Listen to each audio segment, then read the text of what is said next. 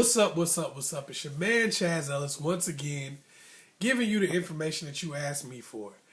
Right now, I know y'all remember me doing this. I know y'all see that I do it from time to time. This is a time when I like to tell you a story from my life to possibly help you out with things you might be going through in your life. When I was young, I was about 10 years old. We moved from place to place quite a bit. Like we moved a lot when I was really young, and I was going to a new school. Anyway, I was like in the 5th grade, and I was sitting in a class, and in this class was a girl who I thought was just ridiculously beautiful. Her name was Kim. She had like like the little beads in her hair and all that kind of stuff. She was like, this is 10 back in the day. I don't know, 10-year-olds now, some of them be having perms and and all kind of stuff. But we didn't really do that back then. Anyway, she was like, she looked real cute. I thought she was really cute. But the thing about her also was when she raised her hand in class and answered questions, it was like she just had like she was real cool. You know what I mean? Like, she always answered questions, always be a good answer. But she also talked about like basketball, football. I mean, she knew everything about the Chicago Bulls. And that was back in the day, when Jordan was that dude and everybody liked Jordan, everybody liked the Bulls, everybody was wearing the Bulls gear, the Bulls, everything, I'm talking about if you grew up anytime. It ain't too. Anybody who's over the age of 25 is probably a huge Jordan fan. So anyway, she knew everything about Jordan. She knew everything about football. She knew everything about wrestling. She just knew what was up. She was like a really, really cute girl who really knew all the dude stuff. And that's what we care about at 10 years old. That's all we care about is sports and the cool action movies and stuff like that. She knew all about Steven Seagal and Jean-Claude Van Damme and stuff like that. So I was just like, man, I want to get at this girl, right? Okay, so I didn't want to try to talk to her in class, because I didn't want her to shoot me down possibly and feel like, lame or whatever, right? So I was like, I'm going to wait till we go out on the playground on recess. I'm going to try to holler at her. So we go out on the playground, right? And I'm playing Foursquare with a couple of my friends that I just met. Y'all might not know what Foursquare is. It's like, don't judge the game. It was the bomb back in the day. Now shut up. It's like they just draw 4 squares on the ground. They draw 4 squares on the ground and you push the ball through. You like try to hit the ball past somebody, And every time you get the ball, if you get the ball hit past you, then you're out. Well, I mean, shut up. It was cold back then. It was the game. So anyway, I'm playing Foursquare. And one of my friends that I just met, Ernie, I was like, hey, man, what's up with Kim? Because she was sitting by herself. And I mean, I noticed, because I was kind of watching her, I didn't want to try to go up to her right away. You know how when you're young and you're kind of nervous about talking to girls a little bit, you ain't trying to go up right away. You spend all that time just scoping them out like, yeah, I'm about to check her out. I'm about to see what she about, man. See if she look over here at your boy. That's what I was doing, right? So I was checking her out, and I noticed that she was just sitting by herself. Like, she wasn't really talking to nobody. She wasn't hanging out with nobody. And I was like, yo, Ernie, what's up with Kim? She just kind of just sitting by herself. What's up with that? And he was like, oh, man, Kim is kind of weird. And I was like, what? And he was like, yeah, back in the 3rd grade, she used to come to school, and she would smell bad, and she would always have really messed up clothes, and everybody would just clown her and make fun of her. And I was like, dang, I was like, dang, just make fun of somebody because their clothes messed up? I mean, and that still matters? Because, I moved around a lot, so I didn't really get to see, like, lasting effects. You know what I'm saying? Like, I didn't really get to see how somebody can have a reputation at one grade and then it just stay with them. I never heard of that because I moved a lot. So anyway, I was like, I found that confusing, right? And she was just sitting by herself. So I was like, well, I don't know if I'm going to go try to talk to her because she's just kind of by herself and I don't want to get shot down and everybody be like clowning me and laughing at me. So I was kind of nervous. Anyway, as I'm sitting there chilling, this girl, Shonda, walks by. She walks up to where we were at. And everybody was like, she had like, her hair was all done up. She had the little, nice, you know, how all everything used to match on the outfit, even the socks type of thing. And the little swatches, type watches, you know, the little plastic watches everybody used to wear back in elementary school. She had one of them, had a little bracelet on it, like one of them little slap bracelets. She had like 2 or 3 of them. She had like 2 or 3 of them on her arm, you know. And that, you know, so she looked cool. She was cool for that time period. I know it probably sounds lame now, but she was cool. So anyway, she's wearing it. She's got that stuff on, right? And I'm sitting here like, you know, I really wasn't interested in her though, you know. But everybody else seemed to be. They was like, Shonda, what's up, Shonda? Dude was trying to do the deep voice like, yo, Shonda, how you doing? You know what I'm saying? I'm over here just chilling, you know, whatever. And dudes was kind of like trying to get at Shonda, right? And Shonda, she just comes right over to me and was like, hey, you're new, right? And she starts talking to me. I wasn't really interested in her, but she was nice. And my mom and dad always said, somebody being nice to you, be nice to them. So I was always being, you know, that's what I always tried to practice and still do to this day. Anyway, so I talked to her for a second. Nothing major. And I was like, and everybody was like, oh, man, Shonda came up to you, dog. Dang, you in there. You know how when you a kid, your friends would do that. You in there, man. You the dude. So that had me feeling good. I was like, man, my swagger on 3,000 today. I'm feeling good about myself. So I was like, you know what? I'm about to go over here and holler at Kim. Because I was, you know, I'm trying to ride the wave, you know. Like, I'm like, man, I may not be feeling this good tomorrow. Something could happen. I don't know. So I'm going to take my advantage of my good spirit and do this. So I go over there and I was like, hey, Kim, right? You know how you try to act like you don't really, you ain't been watching them the whole time. I was like, yeah, I just wanted to see, you know, say how you was doing. And I noticed that you like the Bulls a lot. I like the Bulls too. You know, I was trying to come in there and use the lead in of, I know you like sports, I like sports type of thing. So that's what I did, like, right? I come in there, I was like, yeah, I heard you like the Bulls. I like the Bulls too.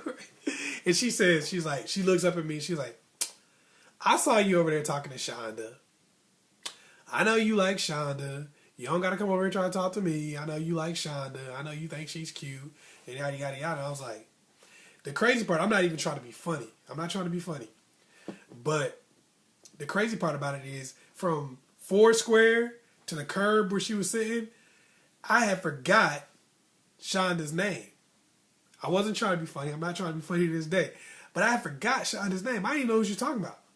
I was like, who? She's like, oh, I saw you talking to Shonda. I know who Shonda. And I was like, oh, yeah. That was the only other girl I talked to. So I remember who. Okay. I was like, oh, okay. Yeah. She came up to me. She wanted to talk to me for some reason. I don't know.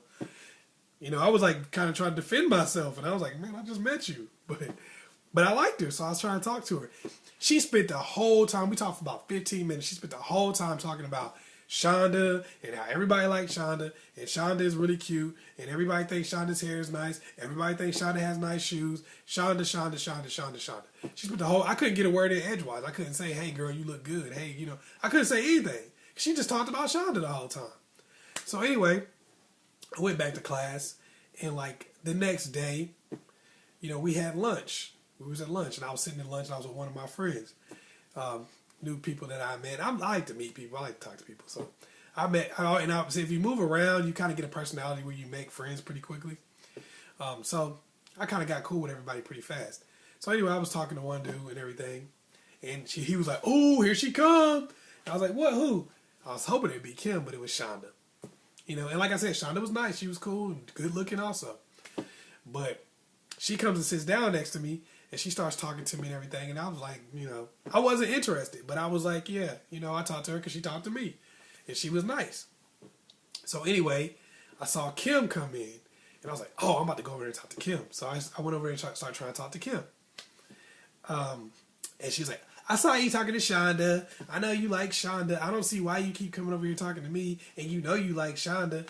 Shonda is this. Shonda's pretty. Shonda blah, blah, blah. She spent another like 15, 20 minutes talking about Shonda. I couldn't even really say nothing to her. Because all she did was talk about Shonda. I was like, dang. And all she did was talk about Shonda. She talked about other girls that was, that everybody liked. And just like, I mean, it really wasn't, she never said anything like, hey, you know, I like you or anything. So I was like, Okay, I'm guessing this girl don't like me. Anyway, that went on for like a couple weeks where I would try to talk to her, and she would bring up Shonda, and Shonda would come up and just chill with me and hang out with me. So I got it in my mind. I was like, you know what? Kim really doesn't like me. And she really not feeling me on no level whatsoever. I'm a kid too. I was like, I think she want me to go out with Shonda. That was what I gathered from the situation. You know, at 10 years old especially, I was like, I think she wants me to go out with Shonda. So I was like, Shonda seems nice. Other people seem to like her. She's cute, I guess, you know. So I started talking to her. I started going out with her, right? Me and Shonda went out the whole year. The last day of school, I was going to move again. And, you know, a lot of my friends that I knew there knew I was about to move. So they was like, oh, yeah, I see you about to move and everything. You know, I'm talking to people, you know, trying to exchange numbers and stuff like that to get to be able to call them when I move. So the crazy part about it was, as I'm talking to people and stuff like that, Kim comes up to me and was like,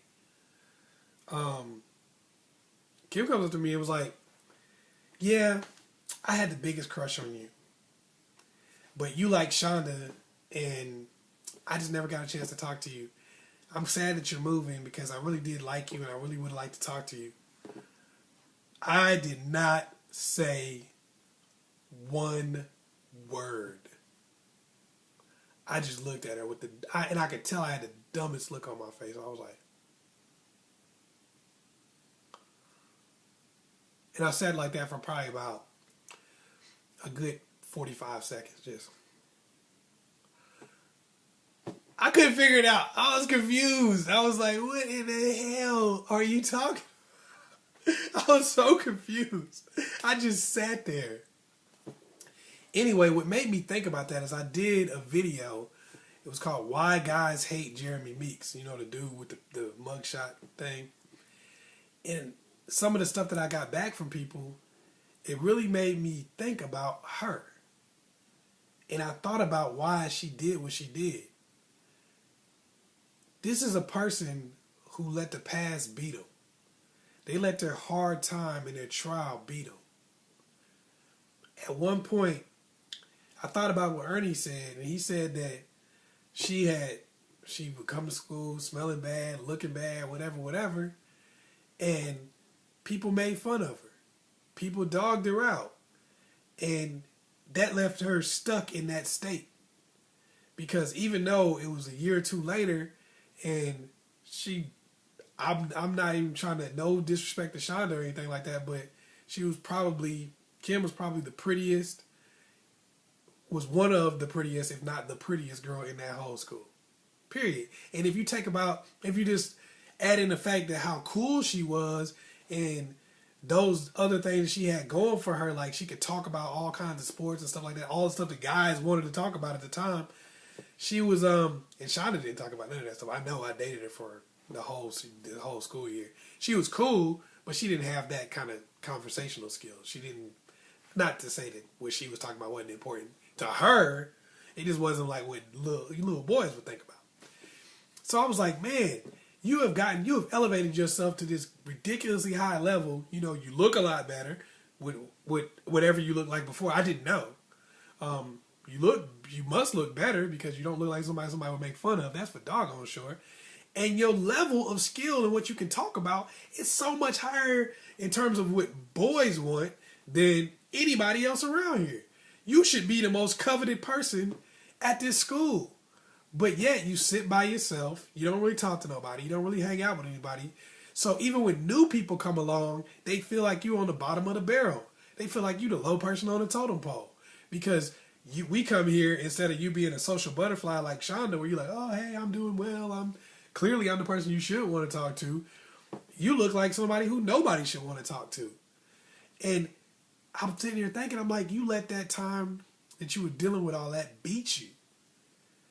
Because you became obsessed with people who really are not relevant to you. Yeah, Shonda's pretty and people like her, but I bet you if you had a different kind of attitude and you were like letting people see you and see what you were about, they'd like you. I did like you. So you already had somebody you liked that liked you. So really, who liked Shonda shouldn't even matter. You know, but you're letting that situation beat you. It causes you to be focused on people who don't have nothing to do with you. You're putting this person on a pedestal, and it causes other people to put them on a pedestal. Like, she spent so much time dissing Shonda that it kind of made me feel like, or not even dissing Shonda, she spent so much time trying to, talking about Shonda, that it made me feel like maybe Shonda is better than you. Because she don't ever talk about you, but you spend all your time talking about her. You matter to her, she doesn't matter to you. So I was, or, yeah, she doesn't, you don't matter to her, she matters to you. So that's what it was, yeah. So I'm like, I thought about a lot of these guys that I talked to, and girls too, it's all kind of people. Some of y'all, maybe nobody liked you in high school. Maybe you were like the low man on the totem pole, and the thug got all the girls, the athlete got all the girls, and some of them may still get girls. But that shouldn't bother you because you're not that person anymore. Some of y'all are stuck as that same 15, 16-year-old kid who couldn't get the person that they wanted to go to the prom with. Some of y'all are still stuck. Some of y'all are still stuck in the person who was lonely, the person who didn't have friends. Some of y'all done went over here and conquered mountains. Some of y'all done so much in your life that you were on a totally different level than these people that you would even worry about or think about. And you really truly believe in your mind that everybody wants them. You truly believe in your mind that you don't have any value and that they have all the value. That everybody wants them and nobody wants you. Even when somebody can sit up there and push the fact they care about you, they like you in your face, you still can't see past that. You take the fact that, oh, maybe they talked to this thug or they hung out with this person that was, you know, the athlete or whatever. Oh, well, they must like them and not me. I'm below this person, so clearly they like them and not me. And you become angry and bitter about this thing when you don't have nothing to be bitter about. The minute you want to be at the top of the totem pole, you could be. The minute you want to be the person that everybody is checking for, you could be. You've already accomplished everything. You already put yourself in a different light. You've already put yourself in a different space. But at some point, you have to understand that, and you have to start living and carrying yourself in that way. Kim could have been the top anytime she felt like it. All she had to do was start going off and talking to people. If she'd have walked up to those dudes playing Foursquare and been like, yo, man, did you see that shot Michael Jordan made? Everybody would have started talking to her. Period. No question about it. Yo, who you think will win a fight, Jean-Claude Van Damme or Arnold Schwarzenegger? Who you think will win? I mean, Arnold Schwarzenegger bigger, but Van Damme know that stuff. That conversation would have lasted for hours. You know that. So she could have been she could have those conversations. So she could have been there. I saw she do it in class because that was her comfort zone. A lot of y'all like that at work. Y'all are the coolest person in the world. Amongst your friends, y'all the funniest people in the world. But as soon as you get around the opposite sex or something like that, all of a sudden you go back to being 15 again. You go back to being the person that got made fun of and laughed at. Or the person that was low person on the totem pole. That's how y'all still think. You're trapped in that mind state. And you got to get out of it. Don't let the past beat you. Don't let the people who dogged you out beat you. A lot of them ain't even on your level anymore. Most of them probably aren't. And a lot of the people that you see getting the person that you think you want or feel like you want, a lot of times that's because it's by default. It's the fact that you ain't really out there trying to do it. Once again, it's your man, Chazz Ellis. Make sure, for some of y'all ladies that want to go to this dating class, make sure you do it. Make sure you go to the ChazzEllisProject.com and look up getting the tickets to that dating class. It's on September the 6th at 2 o'clock in Atlanta, Georgia. Make sure y'all hook that up. Go on there and get the tickets. The tickets are going to be discounted as long as you go to the ChazzEllisProject.com. I can't speak for if you buy them somewhere else. They're discounted on the ChazzEllisProject.com. Okay, also make sure you go to Ask Chazz Ellis on Facebook. Hit me up. Ask me questions. Post on Facebook. Y'all can post stuff too. Make sure you do that. Also, like and subscribe and share this video with somebody you know needs it. Once again, it's your man Chazz Ellis. Peace.